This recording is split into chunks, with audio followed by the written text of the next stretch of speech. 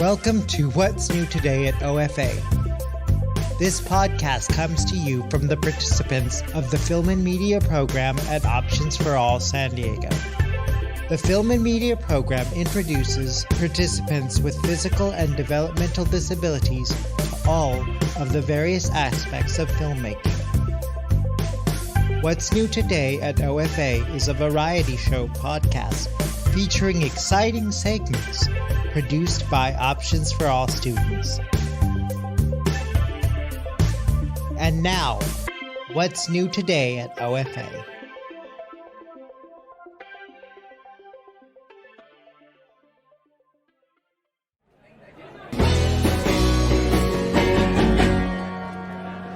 All right, guys, let's rock the show. Yeah, this is gonna be awesome. Ready to crew. Let's do this! Hold on, my guitar isn't loud enough. Turn it up. Gary, we've already set your amp to the max. It can't go any louder. Nonsense, I need it louder. Turn it up. Gary, that's too loud. You can't hear anything else. Yeah, my drums are getting drowned out. I can't even feel the bass anymore. My keyboard is shaking! Louder. Gary, are you okay? You're doing that evil laugh again. Gary, this is insane. You're gonna blow our eardrums out. I can't take any more. My fingers are vibrating. I'm getting a headache. Louder, I want it louder. Gary, stop your amp. It's about to explode. I don't care. Louder. Should we start running? Should we cancel this show? Gary, are you okay? That was insane. You could have been killed. That was the loudest explosion I've ever heard. Wow, that was awesome. Can we do that again? Gary, that's the 5th time this week that this has happened.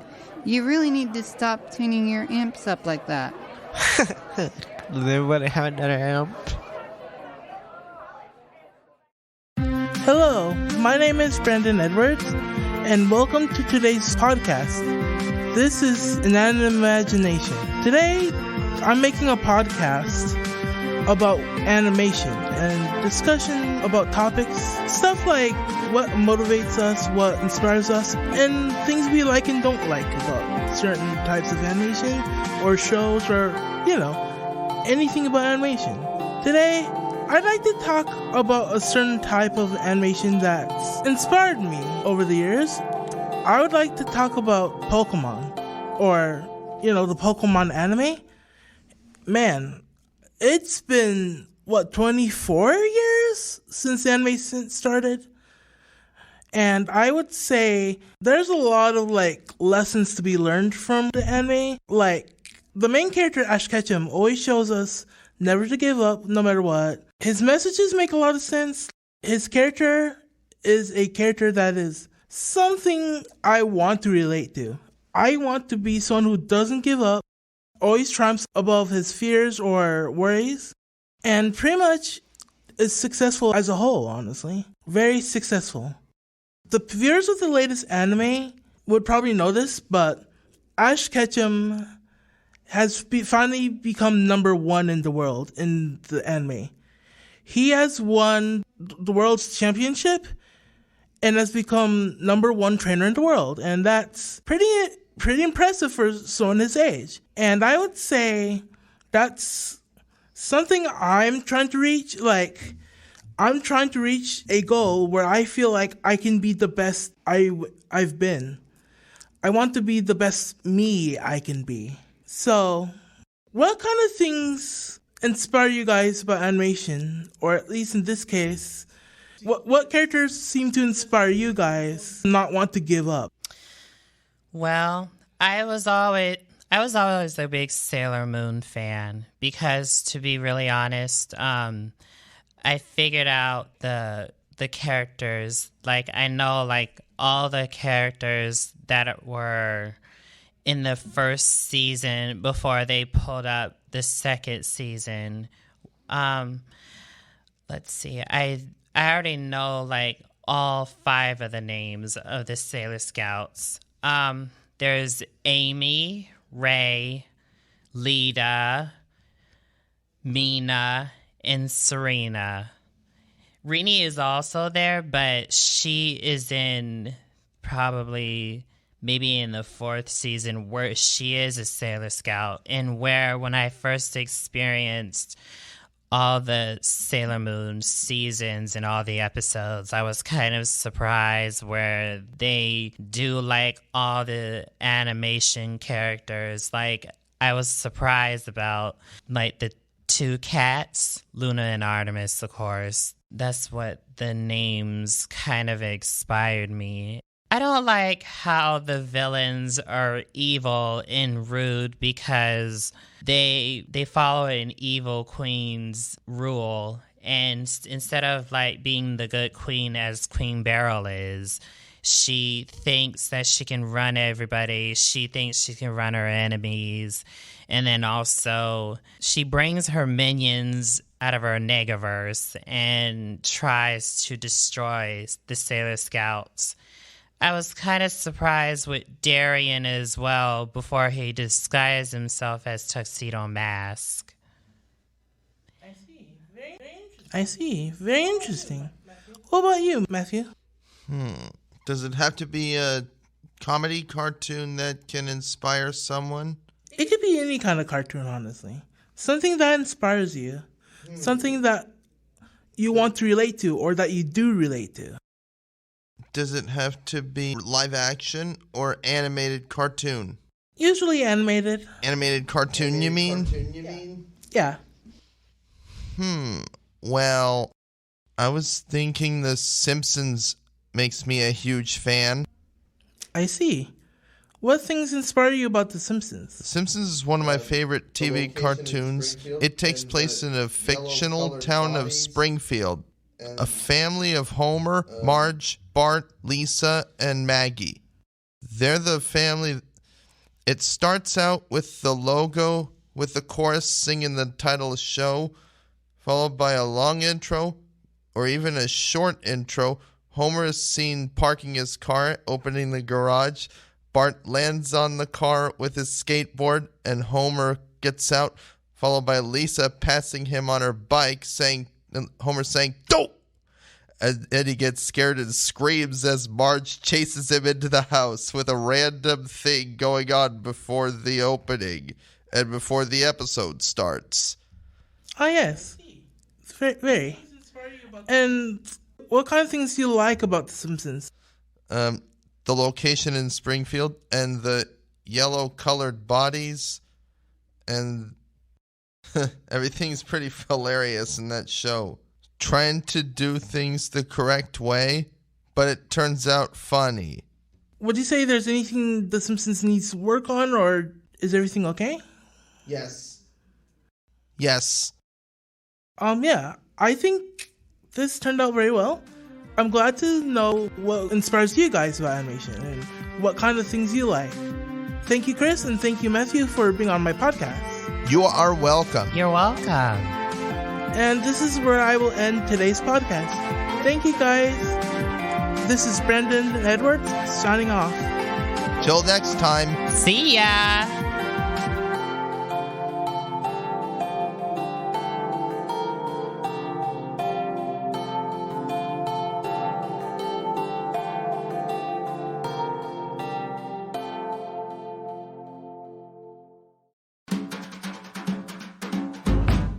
Hello and welcome. It's July and summer's in full swing.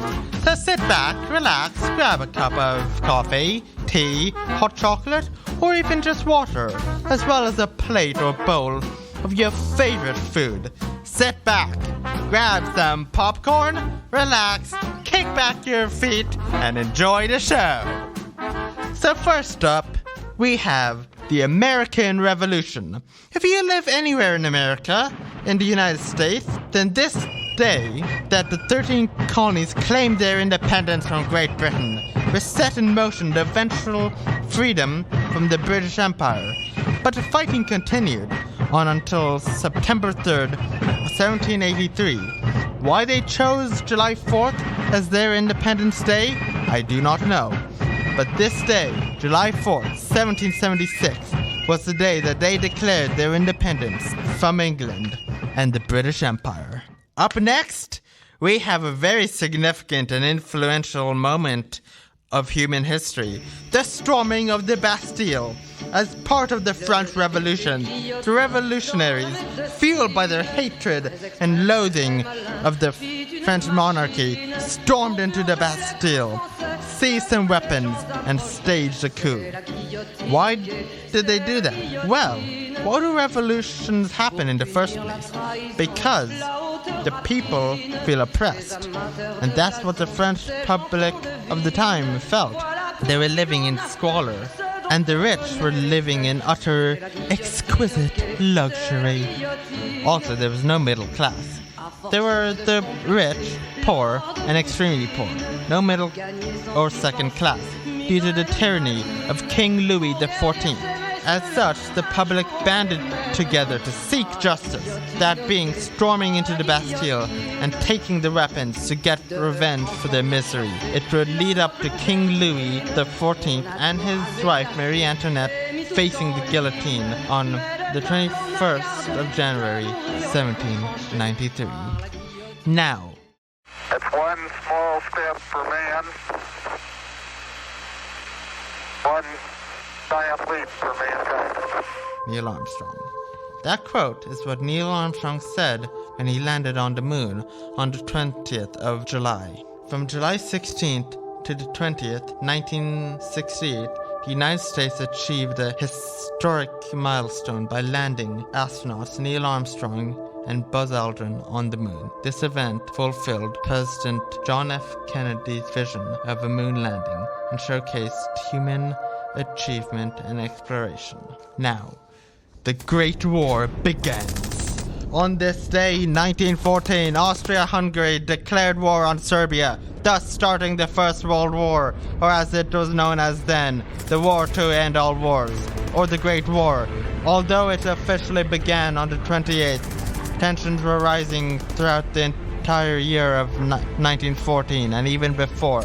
But 1 month earlier, on the 28th of June, Archduke Franz Ferdinand and his wife were assassinated by the assassin group called the Black Hand, when the two were driving through Serbia in their open convertible motorcade. Then from there, tensions skyrocketed. The UK, France, and Russia allied themselves with Serbia, whereas Germany, the Ottoman Empire, and Italy joined hands with the Austro-Hungarian Empire. So then, after the declaration of war, America, Russia, Germany, UK, France, and others began immediately partnering up with one of the two countries, until, on the 28th of July, World War I officially began. Now the dates are over. Sort of. But what about holidays? Well, for the month of July, we have July 4th. People usually have barbecues and eat hot dogs and burgers and watch firework displays. Let's do something else. Like, what about the birthdays of Neville Frank Longbottom on the 30th of July and the birthday of Harry James Potter on the following date on 31st? And yes, I know they're fictional characters, but deal with it. You see, there was this prophecy which stated that a boy born at the end of July to parents who defied or went against Voldemort 3 times would be able to defeat Voldemort. Who would be able to defeat Voldemort, who's the most wicked and the most evil and the most vile and cruel wizard to ever exist. Even worse than Gellert Grindelwald. So, the two families, the Longbottoms and the Potters, they went into hiding. But Voldemort chose to go after the Potters, thus marking Harry as his equal. Now, with that said, thanks for listening, and see you next month in August as we cover events such as the atomic bombings of Hiroshima and Nagasaki on August 6th and 9th, respectively. And maybe even more. But you'll just have to wait to find out. Until next time, farewell.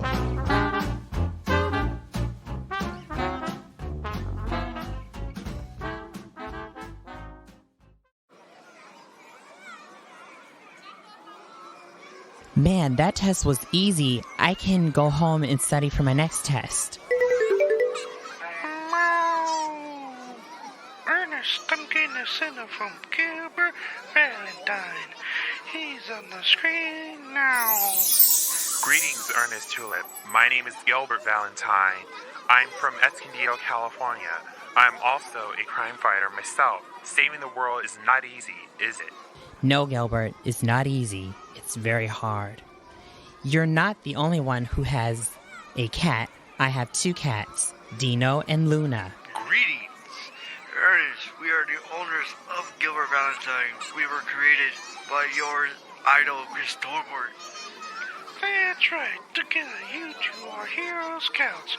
You will know when evil is here. Believe in yourselves. Will do. Right. Look at them. They're always in the way with my perfect plan. They'll be destroyed, for I, Beltra, the most fabulous woman in the world, I'll have that rainbow brat messed up. Gilbert, it's a pleasure to meet you. Thanks. It's very nice to meet you, too.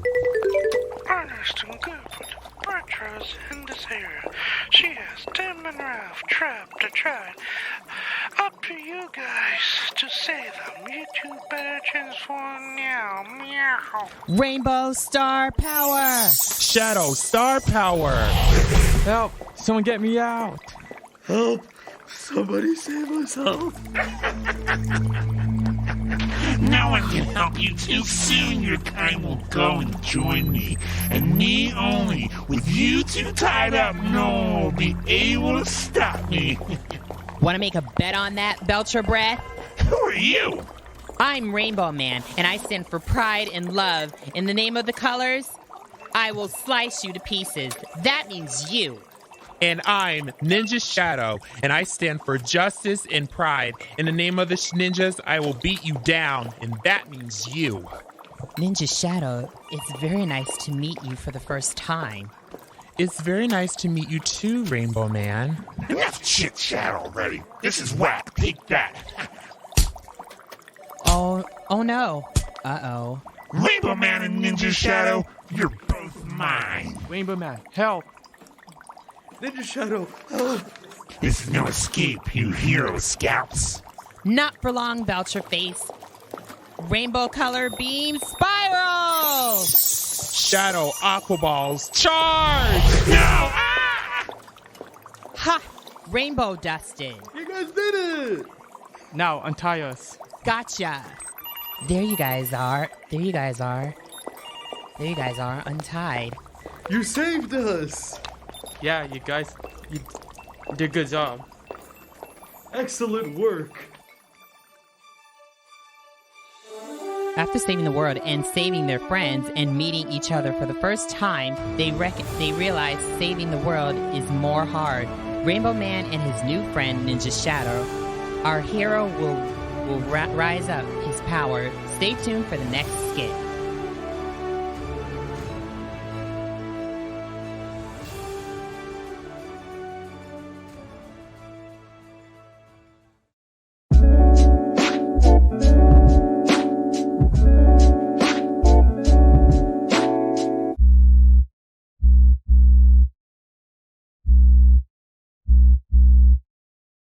Hello everybody, welcome to the True Shape of Options for All. We'll be doing something slightly different today again, as the person joining me isn't exactly ready to graduate from the studio yet. Nevertheless, he has a lot to say about his time and experiences in OFA. I'm your host, Steven Razzo, and joining me today is Kevin Maxwell. Today we are going to hear Kevin's take on the Options for All studio and get his perspective on the creative endeavors that take place here. That said, let's get ourselves started, shall we? Good afternoon, Kevin. Good afternoon, Steven. It's good to be here with you. Thank you so much. It's good to have you on. So, tell me, what made you want to join the Options for All studio in the first place? Well, as you've seen on my student spotlight, I'm a bit theater nerd. Like, I love everything in the theater. And when I was actually I worked with Rachel. She was my my employment specialist, and I was telling her that I love the theater, and she actually pointed me to you guys. So we got on with regional center, and then I got here. So Nice. How long have you had a passion for theater? Since high school. I did it fairly early on in high school. My freshman year, I hated it. I did an acting class and I hated it, and then my acting teacher pointed me over to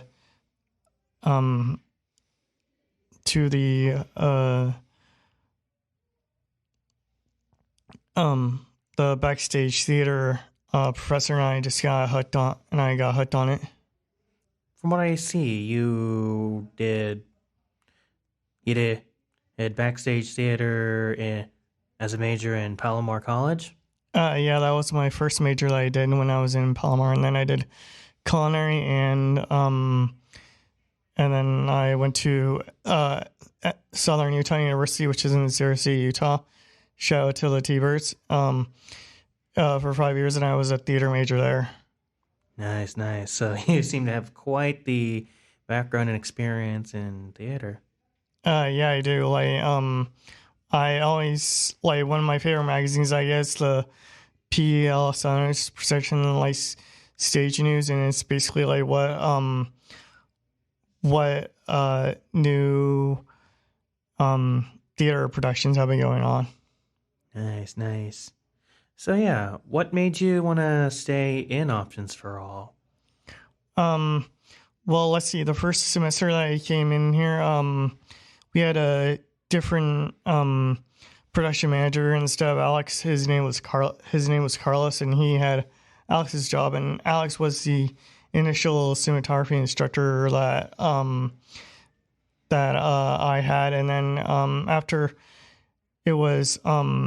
Alex had gotten his promotion to production supervisor, it was Brooklyn, and she did really well. And now it's Gary, and it's been nice to go between the three different teachers, see what they think of different movies, different aspects, and all sort of stuff.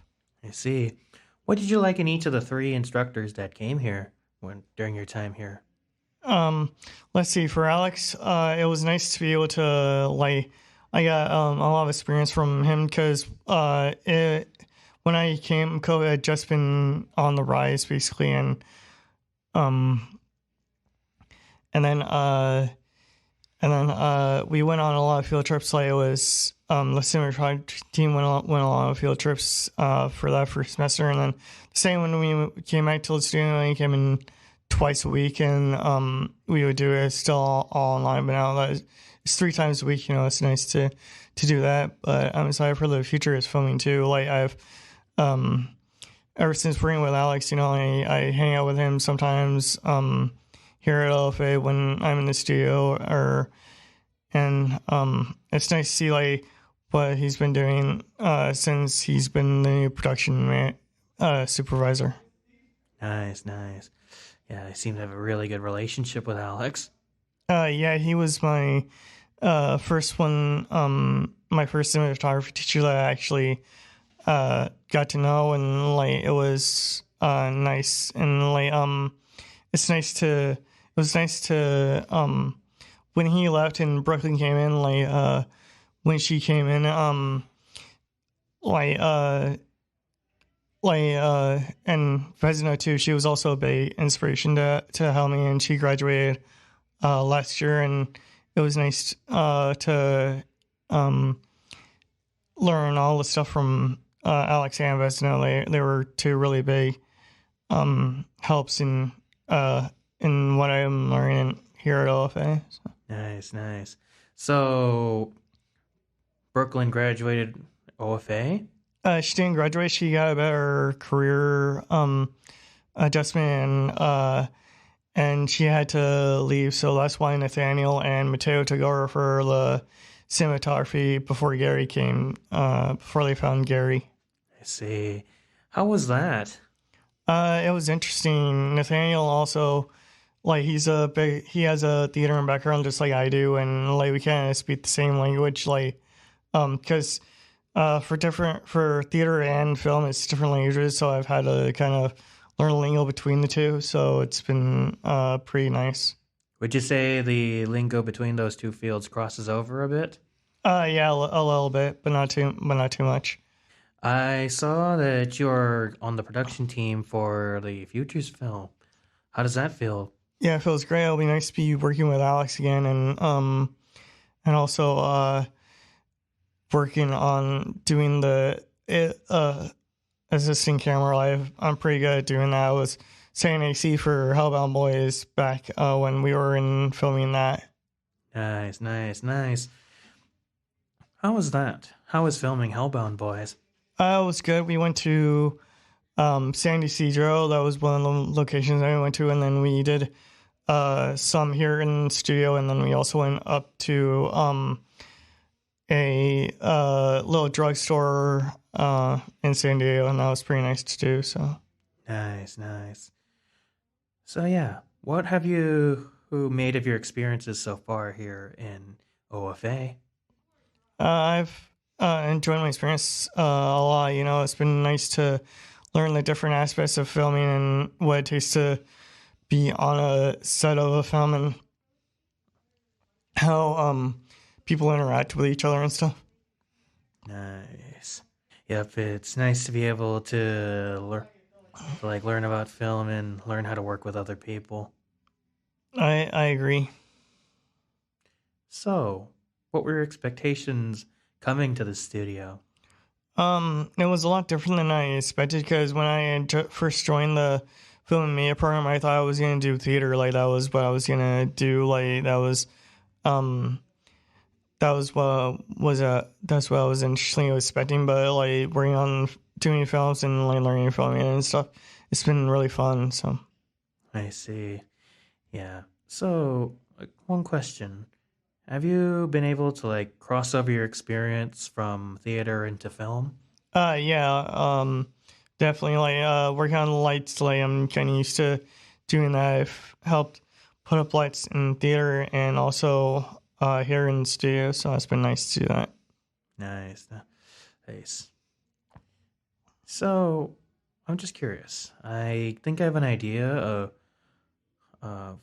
what it might be, but what would you say helped you in OFA the most?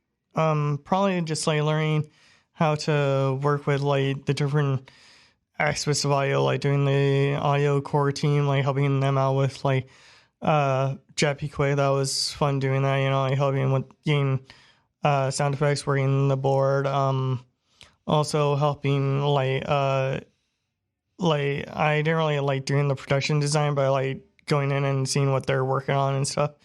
And then also doing screenwriting too. Like I've done one film analysis with Pedro. Like I think it was maybe a couple of months ago. I watched a movie with him in Rob's room. Like that was before the clipboards came into play and stuff.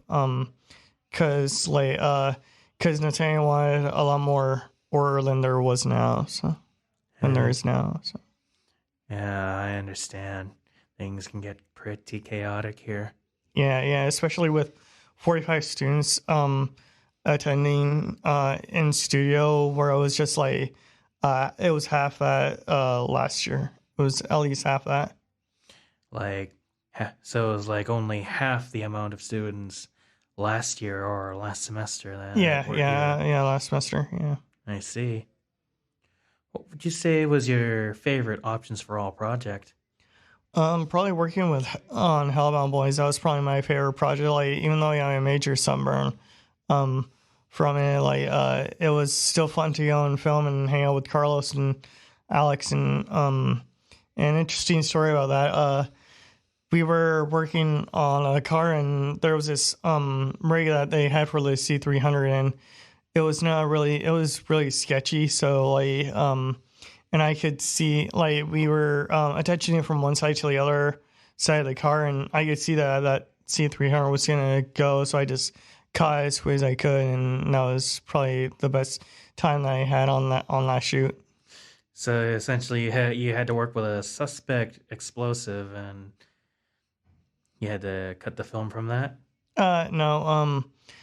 It was on a car, and like the rig that he used was like really sketchy. Like it was like it wasn't really like stable in that way. Like and I could see that C300 was gonna go, so I got as quick as I could. Like I noticed on the back of my eye, I was just like, oh, I think that C300 is gonna go, so I caught it with the bum of my hand, and I was just like, I got it. So and Alice was really proud of me for doing that. So. Nice. So essentially, you got rid of a defective car part. Yeah. That's interesting. Tell me a bit about the sunburn. You told me you had a major sunburn. Yeah, it was well, as you know, you have to wear black. Like I have a couple of black sets of clothes, and I wore one of them for filming, but I didn't wear any sunscreen, and like it was really hot that day, so I had that sunburn because of that. Ouch. Yeah. I've gotten sunburned before too, so Yeah, and I've lived in California for all my life. Like I was born and raised here. Like I'm a true California kid. Like I did live in Utah for it was about 8 years that I lived in Utah, and that was pretty fun to do that. So nice. I'm just curious. Do you have any projects that were inspired by your time here that you're working on right now? No, not really. I'm kind of one to follow the pack. I don't really do my own projects. I just follow whatever everyone else is doing. Like if they need help on their projects, I would help on that. But I don't really have any projects of my own. Mm-hmm. Yeah. It's interesting that you say that, because like that kind of reminds me of Riley Smith. I had her on here a couple of weeks ago. She said that like she doesn't really like to be the lead. She likes to like follow and help with whatever's needed. Yeah, that's the same when me and I think Riley and I started at the same time too. So nice. I see. Yeah, it was me, Riley, Amon, and someone else, but I forgot who. So we basically all started together. So nice. What was that like? It was interesting. You know, Amon did be on the camera crew with me when I first started, and then he went over to audio, and then he's now in screenwriting. So he's been going through the different things and stuff. So nice. Yep. So I probably answered this question inadvertently, but were you ever the head person of any projects in OFA? No, not really. I've kind of just been lifer. Jeppy Quick. Jake Solis, he was a good friend of mine. Like we hung out. I helped him lay for one of his projects. I helped him work the C100 on that, and that was pretty nice to do since Mesna was sick, so I had to work with him, and we did a little mock version of The Godfather, kind of something like that. And when he thought of Jeppy Quick, like I saw when Rob edited that, I thought that was really cool. So and then when I heard that he was going to be doing it as an audio thing instead of just instead of a camera project, I thought it was a really good idea. Nice. Yeah. Tell me a bit more about the Jack Be Quick production. Like, how was that? Like, I wasn't really there when they were filming, but like it was nice to hear Jake do the directing and stuff like that. Like and Vesna was bringing the cam, like she was head cam op for that. I see. What do you say about it? Like, do you enjoy it? Did you enjoy watching? Yeah, I liked working on the help working on the Pro Tools and help doing the recording and also helping putting up the bikes and stuff. So that was nice. So. Nice. So, just curious, do you have any like stories or notable memories about your time in Options for All? No, not really. Like just like the stories I told you earlier, you know, those were like kind of the big stories I that I liked. So I see. Any projects that you're working on? no, I'm just kind of helping. Besides features, like just helping with that, like that's basically all I'm doing is the features. So I see. Yep. but I Seems think like- features is a good movie so far from what I've seen and heard. So That's good. Yeah. The entire screenwriting department put a lot of hard work, blood, soul, sweat, and tears into it. So, yeah, damn right, we'll make sure it's good. Yeah. I'm just curious, what would you say in regards to Options for All? I say the Options for All is like a really good program, and I would recommend it to anyone who wants to come. You know what I mean? Like, it's nice to work with other people, like work with the cameras, work with the different departments, and see like what everyone has to give and stuff. Nice, nice. Everyone has something to give. Yeah, I agree. So, any plans on what you're doing after you graduate from Options for All? I'm hoping to work at Disneyland on their Fantasmic backstage theater crew. That's what I want to do. Like, that's my career. That's my first career choice. Nice. I'm guessing you talked with your service manager, Rachel, about it? I have not talked with her about it, but I did talk to Mario before he left, and he said he had contacts at Disneyland that I could be part of, and that I could be part of an intern. That I could be part of an internship. Nice, nice. And I'm guessing you're going to pursue those contacts and internships once you graduate. Yeah, like I'm gonna try and email Mario and see if I can still get in contact with him, and see if he can get me in touch with those contacts. Nice. Well, I have to say thank you so much, Kevin, for your time. It was interesting hearing about your various memories with like filming Hellboys and Futures, from the sunburn to the suspect part and or that you had to remove in an emergency. It was also nice hearing how you were able to mesh your abilities with film, with theater, into the film industry and your film experience. Yeah, it's been great to be on here. So. Thanks. Well, I wish you a good one, Kevin. Yep. Yeah, you too. Yeah. Have a wonderful day. And as for you, my dear viewers, here's to seeing you sometime in the near future. Bye.